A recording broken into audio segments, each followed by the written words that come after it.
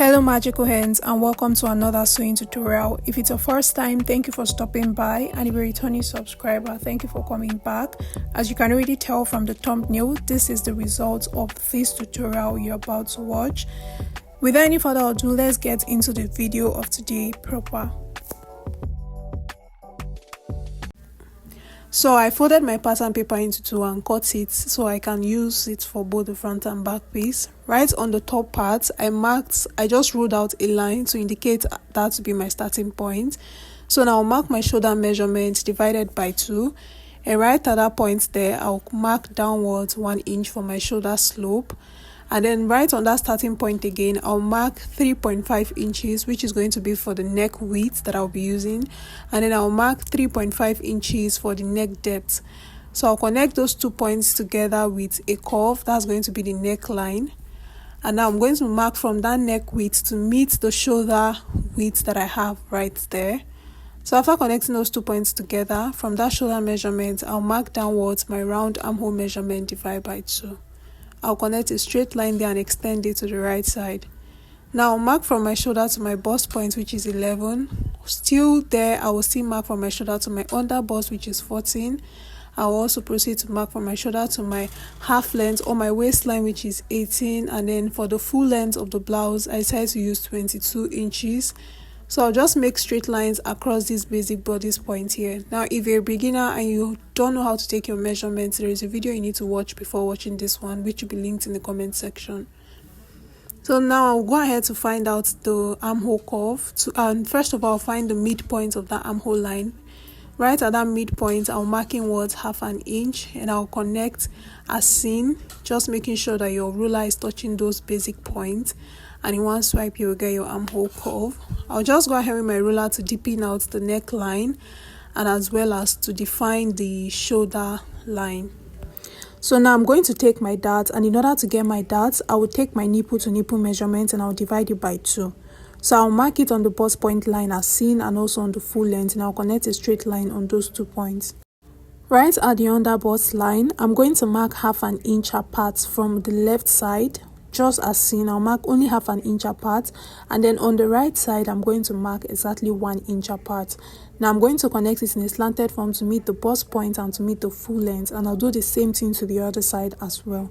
So this way we are going to have our dart after we've connected to this point as seen.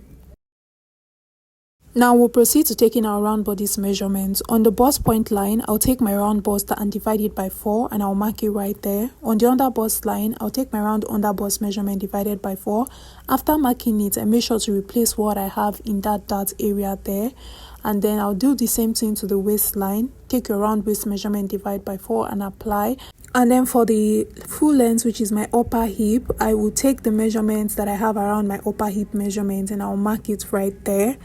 Now I'll connect these lines as seen, and I'm going to start adding my sewing allowance. So for my side seam allowance, I want to use 1 inch, and that is what I am adding. If you want to use 1.5, go ahead and add, but make sure to sew it up. So right at that under bust line, I marked upwards 1.5 inch, and I'm going to use my curve ruler to make a curve from that 1.5 inch above the under bust line to meet the darts that we have around that side. And I'll just extend or deepen this line forward as seen. So the next thing I want to do is to create this back waistline. So from my waistline or my half length, I decided to mark 1 inch downwards, and then for the full length, I decided to increase the full length. That is making sure that now my full length is 23 instead of 22. So I'll connect a curve from that full length to meet the waistline. Now if you want, you can curve this directly to meet your waistline. You don't have to come down by 1 inch, but I wanted to, and that is what I did. So I just do my arrow placement indicating how this will be sewn, and I also indicated that other part as my sewing allowance, so which means we'll not be adding side seams allowance again when we are cutting on the fabric. So now that I've done my arrow placement, I'll proceed to cut this out.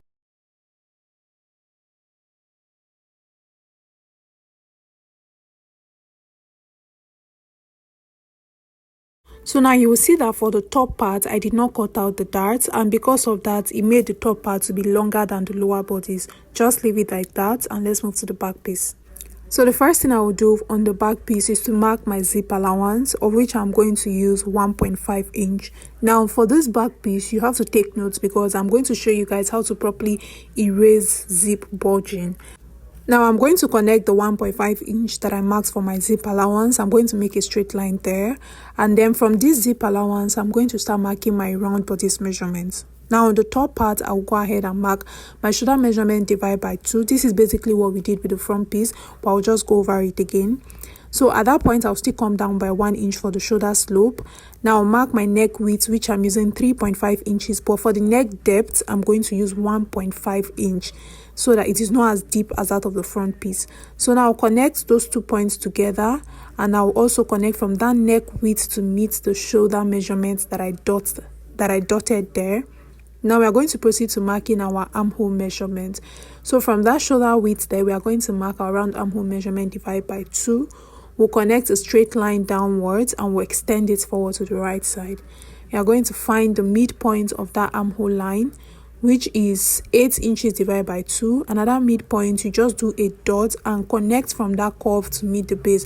Now the back armhole does not have to be as defined as the front armhole. This is the basic difference, the armhole and the zip. Now we'll proceed to taking our regular basic bodice, our shoulder to bust point, our shoulder to under bust, our shoulder to half length, and then the full length, which I'm using 23 inches.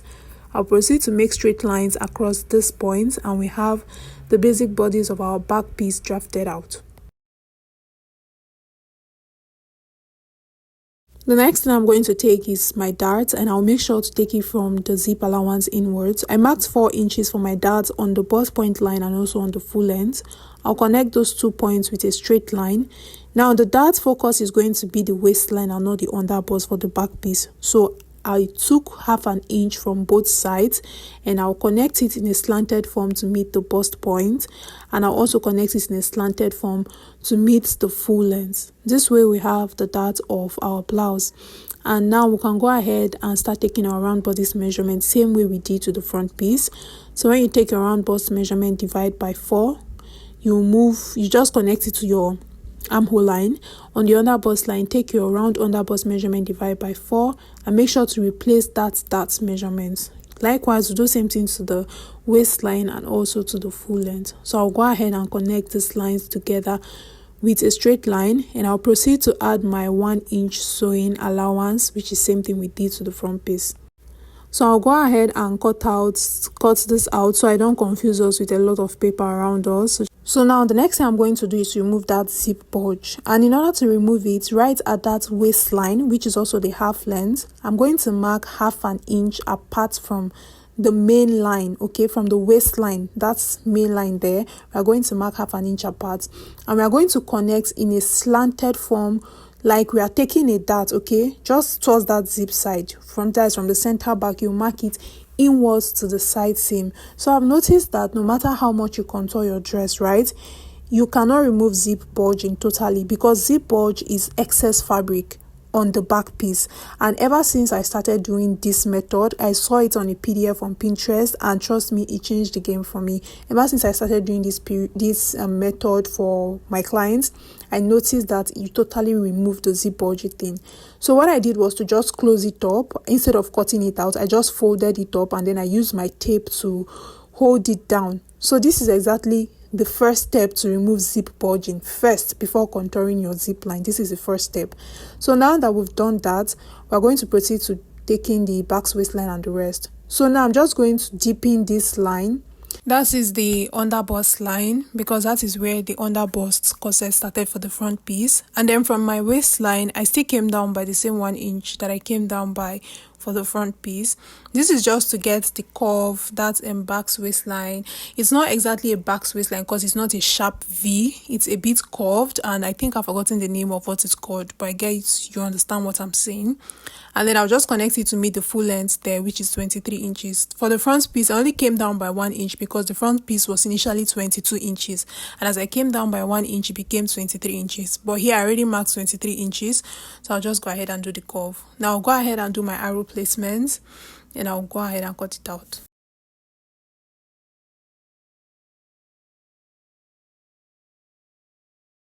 Now I have both my front and back pieces ready. I will go ahead to transferring this on the fabric. For my fabric choice, I used two different fabrics, and for the first fabric I have a plain black crepe fabric and I had just half yard of that material. The second fabric was a floral crepe, as it is called. Most people like to call it vintage, but it's actually a floral crepe. I got it in 2.5 yards and it was totally enough. So I went ahead to chalk out the belt, that is the lower bodies, for both the front and the back piece. I indicated them visibly with F and B. So I went ahead to chalk them on the black crepe and I will go ahead and cut it out. If you look closely, I did not add any seam allowance. I only added allowance to the dart area, and that is the allowance we are going to use to sew up the darts together.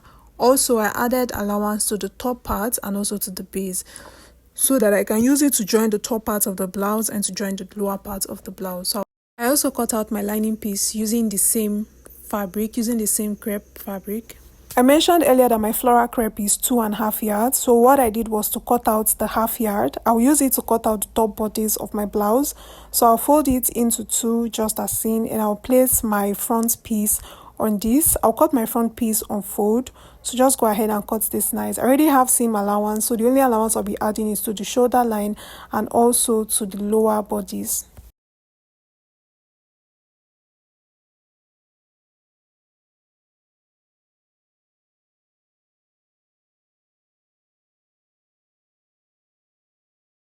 Starting off with my front piece, after I've cut out the top part of the front piece, I'll just open it up so we have a closer view. This is what it looks like. So now I'm going to bring my patterns. Like I mentioned earlier, I did cut out the linings as well, and we'll proceed to start sewing the under bodice of the dress. So I will place them right face facing each other. This is how the patterns are, and this is how they are supposed to be sewn. So I'll place it right face facing each other and I'll sew up as indicated. Make sure to do same thing to your lining piece as well. Afterwards, I gave this a good press. Make sure to open up your seams, it's very important. And then I went ahead to trim off that uneven curve at the base so that everything is equal and relaxed properly. So now this is what I have right here, right? You will notice that the top part is longer than the belt, and I mentioned earlier that it was going to happen like this. So what we are going to do is to make gathers along that part, and we'll make sure that the gather is centered along where we have that dart line. So what I did was to sew a very loose stitch, and I'm going to pull one of the thread of this stitch, and I'm going to use it to gather up the fabric. So one thing I like about gathers is the fact that it is very, very adjustable. So make sure to pull the gathers from both sides of the fabric. Now I'm going to place this as seen, and I'm going to bring the belt back again. So the main point is that these gathers you are doing should be on that belt, on that dart line of the lower bodice. So now I'm going to place it right face facing each other as seen, and I'm going to first of all pin the center part down. That way it will be easier for me to arrange the other parts properly.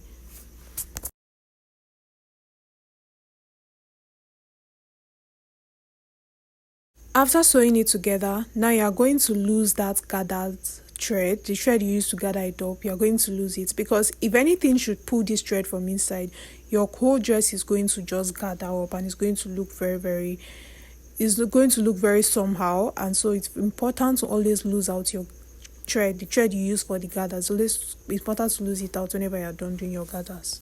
This is a closer view of what it looks like. You can see how it gathered along that dart line, and this looks so beautiful. Also, I forgot to mention, guys, I'll put the picture of the inspiration of this dress on the screen here. Now we'll continue with the back piece, and we are going to just first of all keep the linings aside, and we are going to start sewing the lower bodies of this. So I'll just open the back piece so you can see. I split my back piece in two separate pieces because there is going to be a zip at the center back there. So this is what the top piece looks like. And I'll arrange the belt, that's the lower bodies or the under corset. I'll arrange it on it as seen. Also, make sure to sew up your lining as well. So I'll place this on each other and I'll sew up as indicated.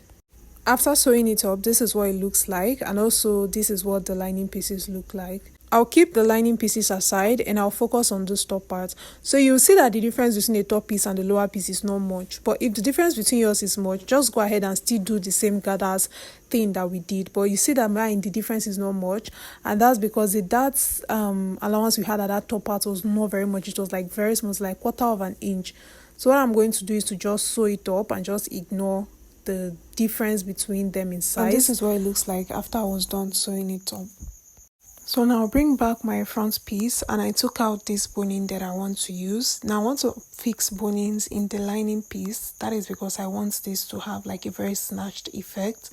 So I'm going to be putting my boning in that sewing allowance there. This boning I have is actually very small, but I'm going to show you what to do in case your boning is not that small. So first of all, I folded down the sewing allowance that was inside. I just folded it to one side and I sewed it as seen. I did the same thing to the other side as well, and that is where my bonings are going to pass through. So now for my boning, like I said, the boning is actually very small, but just in case yours is not small, this might take your time, but this is another way to go about it. Just go ahead and use your scissors to reduce this. Like I said, this will take your time because boning is not like a very soft tool. It's quite hard to work with. So just go ahead and trim off so it becomes the exact measurement of what you need. So now I'll start fixing the boning into the boning case that I made in the lining piece, and make sure to reduce at least 1/2 inch from it so that you can be able to sew along the top part and the lower part of this. So now I'll bring down the top part of this front piece. I'll just bring it down as seen, and I'm going to place the lining that already has the boning on it. I'll place the right face on it and I'll sew along the top part as indicated. After sewing it, this is what it looks like, and now I'm going to iron this properly because of the boning we have on the inner lining or on the lining. So I'm going to sprinkle water first before I iron down the boning because my iron does not have this water regulator stuff. So if you have a simmer, just ignore sprinkling water and just go ahead to iron this flat. Now this is what it looks like after you've ironed it flat. So for the back piece, the lining piece of the back piece, I'm also going to do the same thing. I'm going to fold it down and I'm going to sew along the edge, and that is going to be the case for my boning. After sewing it down, I proceeded to insert my boning in that boning case just as I did for the front piece as well. So now I'm going to bring down the back piece as seen, and I'm going to place the lining piece right face facing it, and I'll sew along that part as indicated, similar to what we did to the front piece. So after prepping the front piece and the back piece, I'll place them right face facing each other as seen, and I'm going to sew along the sides. Now before you sew along the sides, you want to make sure that the underbodies are lines. Make sure that they are both sitting on the right place. So what I'm going to do is I'm going to use my pins to hold them together, and the aim is to make sure that they align at that point so that one side is not higher than the other part. No, everything's supposed to be equal there. So just use your pin to hold that down and do the same thing to the other side, and then you sew up your 1 inch sewing allowance, and then also join the shoulders together. For the lower bodies or the gathers, remember I mentioned that I have 2.5 yards of this floral crepe, and I've already used 1/2 yard for the top piece. So now I'm left with exactly 2 yards, and the length of this fabric is 60 inches. So what I did first of all was to fold this into 2 so that I can divide it into 2 separate parts. But right before I separated it into separate parts, I thought to remove 10 inches because if I fold 60 inches into 2, it means I'll be left with 30 inches, and that was way too long for what I wanted. So I reduced 10 inches, making the length of the fabric to be 50, and then if it's folded into 2, it will be 25. So I'll just go ahead and fold it into 2 and then cut it open as seen.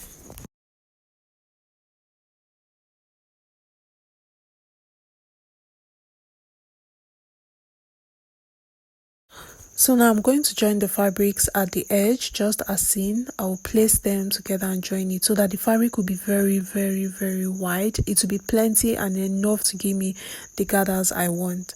So there are so many ways to get your gathers right, and I'm just going to show you guys how to get your gathers. I like the method of pulling the thread. It makes so much sense to me. So what I'm going to do is to keep on sewing along the top part, and I'll make sure that that particular tool is on the last button, like on 0, so that the stitch will be straight and loosed. And that is how I'll just keep on sewing till the end. You will not back stitch at all. And this is what it looks like. I've already started pulling the gathers, but all you have to do is to just pick one of the thread and do this. I know there are so many hacks and DIYs. If you do any of them, bonus to you, but I cannot explain that right now in this video because this video is already very lengthy. So you just continue pulling till you have the amount of volume you want, and then you place your top piece as seen.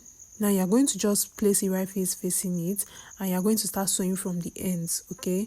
And good thing about this type of gathers is the fact that you can adjust this, whether it is too small or it is too big. You can always adjust it to get that perfect measurement. So this is what it looks like. First of all, I want you to notice the fact that the belt or the under corsets at the back and at the front are equal at the sides. Okay, it's very important for them to be equal at the sides. So now I'm going to go ahead and sew up my zip. Remember that earlier when we're drafting the patterns, I used 1.5 inch for my zip allowance. Now it is time for us to take out that 1.5 inch. Also, when you're sewing your zip allowance, make sure that this black under corset are aligned. Make sure they are on the same line. Make sure that no one is higher than the other, and then you can also contour your zip while sewing as well. I also reduced from the length because I felt it was too long and I was not enjoying the fitting, so I still went ahead to reduce from it, but this was not exposing or anything bad.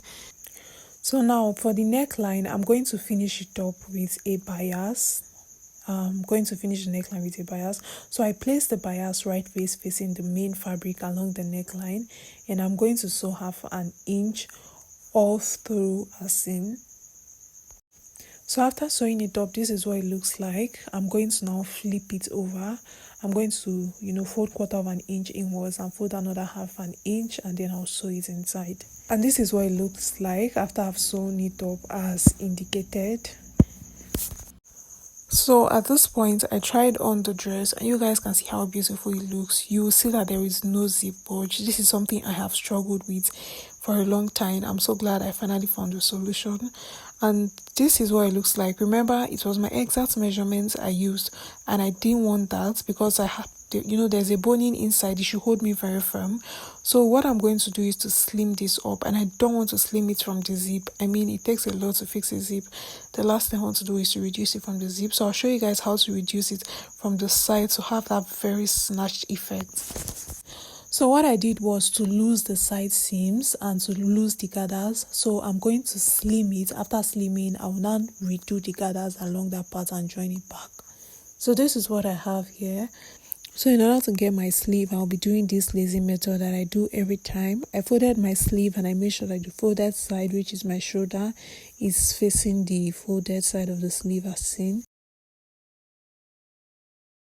After cutting out the sleeves, I'm going to hem the base of the sleeves as indicated, and then I'll sew up the side seams. This is bringing us close to the end of this video, guys. If you've watched to this point, thank you for watching. Don't forget to subscribe. If you have not subscribed yet, don't forget to share, because this will help YouTube recommend this channel to other people.